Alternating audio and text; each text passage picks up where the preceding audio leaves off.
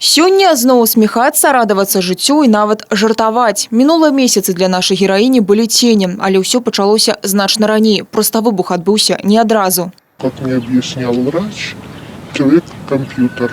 Он копит в себе и потом зависает. Вот. Потом начинается апатия, нежелание ничего делать, нарушается сон, аппетит. И все, ты просто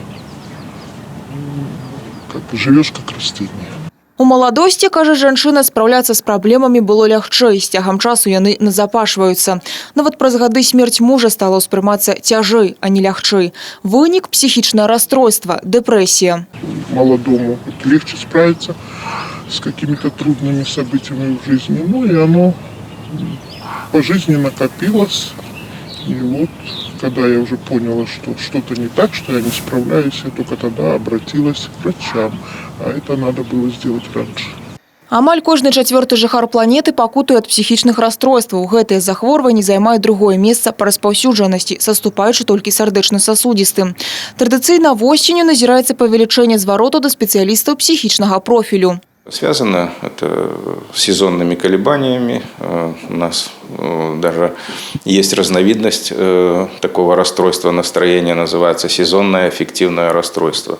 Оно относится к расстройствам депрессивного спектра, но проявляется именно в осеннее время. Эти расстройства неглубокие, и в плане лечения они хорошо поддаются. Расстройствы менавіта трывожна-дэпрэсіўнага спектру лічацца найбольш распаўсюджанымі. Наогул ад дэпрэсіі пакутуе 5% насельніцтва. Наиболее частыми симптомами, которые мы видим, являются сниженное настроение, снижение способности получать удовольствие от той деятельности, от того, что приносило радость раньше,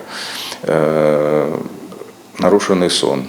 Как правило, это раннее пробуждение на 2 и более часа от привычного распорядка дня.